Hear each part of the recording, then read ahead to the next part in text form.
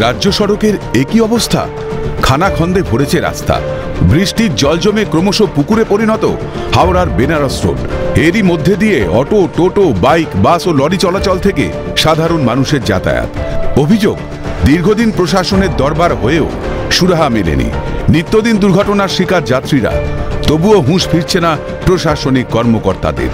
কবে হবে রাস্তা সংস্কার, প্রশ্ন স্থানীয় বাসিন্দাদের। ভালো রাস্তার দাবি স্থানীয় ব্যবসায়ী থেকে পথযাত্রীদেরও। অবস্থা খুবই দুরবস্থা, দীর্ঘদিন বলে কিছু জানিয়েও কিছু হচ্ছে না, কিন্তু যে কোনো মুহূর্তে দুর্ঘটনা ঘটছে, আরও ঘটবে যদি না ইমিডিয়েট কোনো ব্যবস্থা না নেওয়া হয়। এখানে দাদা অনেক দিন থেকেই এইটা প্রবলেমটা হয়ে আছে। এখানে লোকেরা তো যে কোনো ব্যবস্থা মানে নিচ্ছে না, তো ডেইলি ঘন্টায় কমসে কম দুটো একটা করে অ্যাক্সিডেন্ট হয়েই যাচ্ছে। কবে ঠিক হবে এই রাস্তা, উঠছে প্রশ্ন। হাওড়া থেকে প্রসেনজিৎ অধিকারী রিপোর্ট, ক্যালকাটা নিউজ।